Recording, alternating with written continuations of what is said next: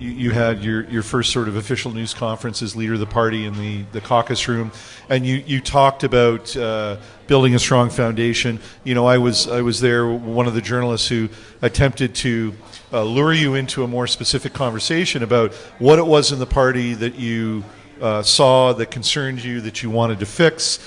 We had very broad 20,000-foot high descriptions of the kind of party you want to leave. But, now, as you say, your 100-day plan, you managed to get it done in 63.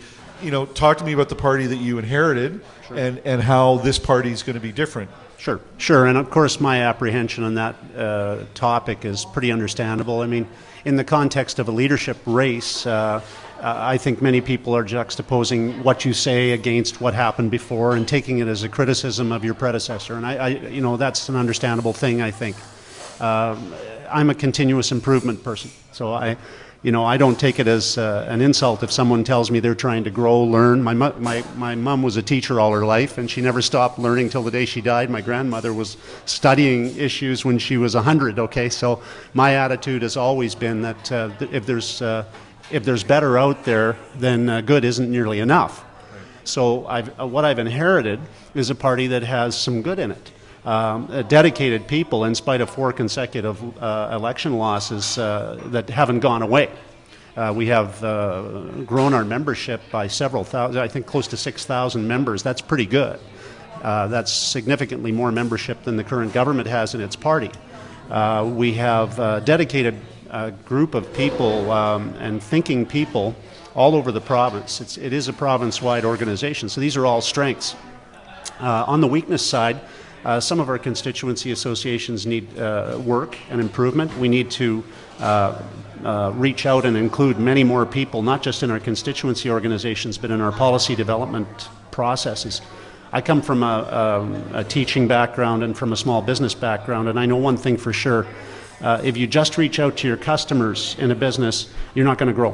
Right. It's the non-customer you have to reach out to as well. And we, as a party, have to bear in mind that we need to hear from more women, more new Canadians, more urban dwellers, more people with specific areas of expertise that we can learn from in order to develop thoughtful policies that relate well to the future of the province as a whole, not just as to segments of it or regions of it. Right? Well, in the last election, which of course didn't go well for your party, the Tories lost 2 seats in particular. Well, I mean, if you look at St. Norbert, by enough, like almost 3 or 4 minivans worth of voters might have actually, if you'd been able to pull a little bit more vote out. Now, the prevailing wisdom at that time, there was a lot of criticism toward the leader's office and the central campaign.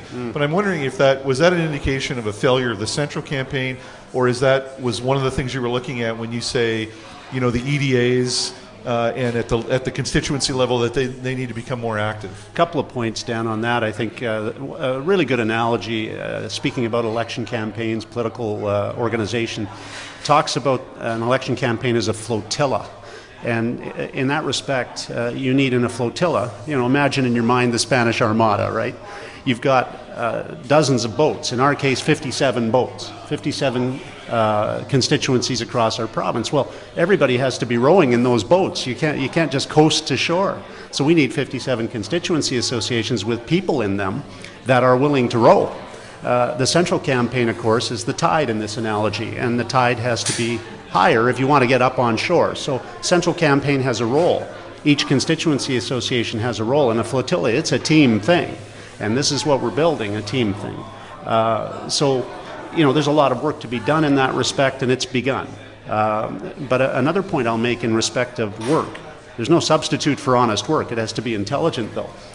Dave Plouffe, Obama's campaign manager last time, wrote an excellent book called The Audacity to Win. And in that book, he speaks about the need for us going back to old techniques. And one of those techniques was face-to-face, door-to-door. People vote as individuals. You can email people all you want, but it's not going to be as persuasive as an honest person going to your door and saying, I'd like your support, here's why. And we need to get back to that personal aspect of doing politics as a political organization, and we are. We initiated a program called the Blue Blitz, and volunteers actually going door to door and in encountering people in their neighborhoods and asking their view. And it's neighborhood politics that matter, I think. And it's the neighborhoods that we have to get into if we're going to do politics right. It's not enough to buy. Of course, as an opposition party, we don't have the resources of the government. The government has.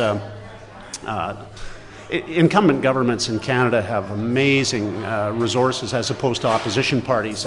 Federally, the disparity is not nearly as bad, but at the provincial level, and I'm not complaining. I'm aware, that I'm 6'8" David, right? Yeah. In the David and Goliath analogy, I'm fine with the challenge, but it's something you shouldn't underestimate. For example, incumbent governments obviously employ in Manitoba, in the civil service and the Crowns, more than 100,000 people.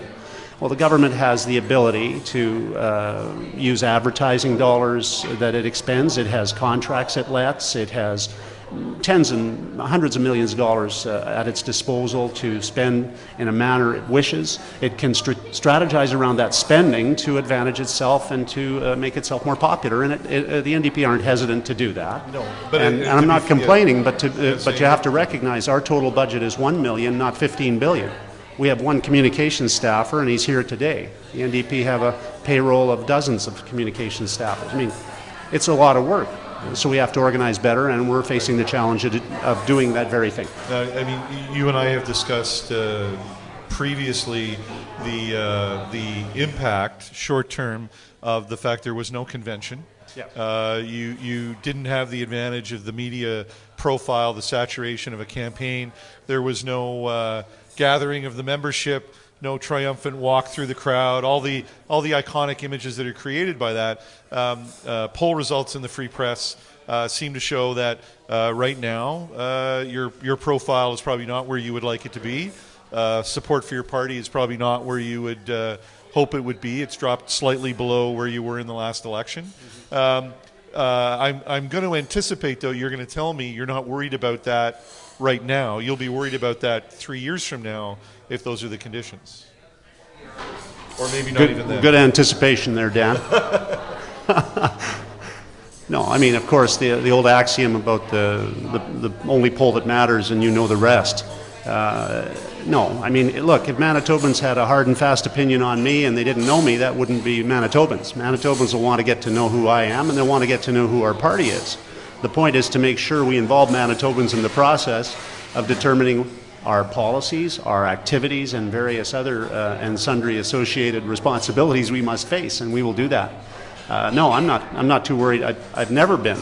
Look, I was 6'3" in grade 6, okay? I'm not too worried about fitting in. I never did fit in very well physically, and I'm not too worried about being popular all the time. What I'm worried about is Manitoba and its future, and I'm worried about fulfilling the responsibilities that I and we as a political organization have to Manitobans to make sure we present a viable alternative to the current NDP government in the next election. To do that, we have to get our ducks in a row. And we're doing that, and we will continue to do that, and we will present a very, very viable option for Manitobans. Your personal appeal and profile, though, clearly is a fundamental issue. The recent poll results we produced with Probe Research show, once again, the NDP enjoying a 20 percentage point advantage over your party in Winnipeg, where the majority of the seats are located and where, over the last decade, the Progressive Conservative Party has suffered in terms of support. So how important ultimately is your personal appeal and profile to reversing that trend? Policy is important, organization's important, but we have leaders for a reason, don't we? Yeah, back to the analogy, though. I mean, I can be as popular. John Charest was polling wonderfully in the 97 election. Didn't have any local organizations to pull anybody out. Couldn't identify his vote. Didn't do very well. As I said, I'm an athlete by background too. Fundamentals matter. Get your fundamentals right, you have a chance to win. Don't get them right, you'll lose. You'll get beaten by people who have the fundamental skills every single time. Fundamentally, the NDP is better than we are at certain things. Well, we have to get better at those things, and those fundamentals have to be addressed. My personal popularity won't pull us to victory, not unless there are 57 well-organized boats with people rowing in them. That has to happen. We have to raise money. We're not a debating society. We have been doing that. We've been debating, but we've also been fundraising. So I should clarify that. Our fundraising is going very well. We've had our most successful period for fundraising in modern history, frankly. We will pay off our campaign debt by Christmas. That's significant. In the last 3 election campaigns, it took us literally years to do that. So you might not see a lot of this going on, but this is important work. Again, we're going to build something beautiful. We have to have the foundation all very well strengthened, and we are in the process of doing that very thing. I don't know if you're able to reveal any news. It is the News Cafe, but we're talking in confidence. I understood this was just you and an me, off-the-record conversation. Just you and me, and hundreds of people watching online. So. Right. But in terms of the foundation, one of the things that political observers have paid attention to, and you'll correct me if I'm wrong, you don't have a CEO for the party right now, or have you selected somebody for that position? Well, one of the things that I won't talk about with you, Dan, is personnel issues. Okay. I can say only in a general sense that we're about 8 out of 9 positions there. Right, and chief of staff? About 8 out of 9 positions have been addressed. Yeah. Okay. So it's not bad. HR, as you know, as a small business person too, right. is human resource management's the most challenging part right. of running a business, and for us, no exception. And we want to get the right people. The old adage from business school is, hire slow and fire fast. Okay, so you want to make sure that you have people in your organization that fit in with what you're after. And you better identify what you're after first. So the first step was to identify what we're after. The second step, to find the people to fit the bill in that respect. So yeah. At some point this fall, you're going to, thanks to an extremely expeditious by-election call that came weeks, not even weeks after, hours after your confirmation as the leadership. But one of the upsides of that is now when the House, the legislature resumes. Upsides for us. Yeah, I hope. Absolutely. Yeah. You're going to be there. You're going to get the first question in question period. And I know question period isn't quite the seismic news event that it once was. However, it's still a showcase. So will we be able to come to that first question period? Will we be able to see some evidence of the new, I won't say improved because that's a relative, but a new, different approach by the Manitoba Progressive Conservatives? Well, Dan, I want to go back to, of course you will, but I want to go back to that by-election call. I got to tell you, as you know, you spoke about the leadership process. I will go back a little bit in time and say, this is 100 days since I was declared leader, but it was almost a full year before that my wife and I and our family entered into that process of running for the leadership. And much has been made of the fact that nobody else entered the race. But how did we know that? It's a race, So we were running against spirits and rumors for a long time.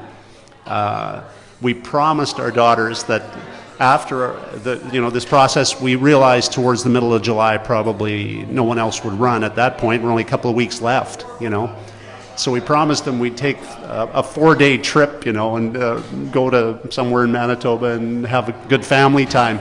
And it was going to be the weekend after the thing was declared. Well, you know where I'm going with this. 2 days in, and the by-election was called. Whoops! There goes my credibility with my daughters, right?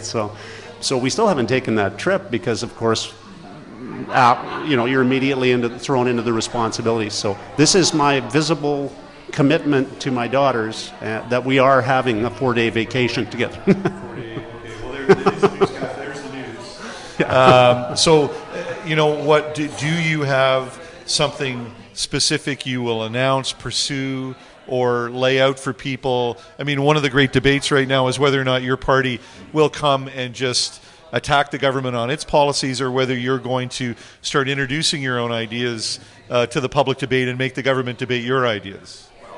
As long as all the NDP staffers that are here and watching agree to turn off their computers right now, I can give you some intimate details as to our strategies in respect to question period. Actually, I would rather take the approach, though, I think, of not talking strategy but implementing it.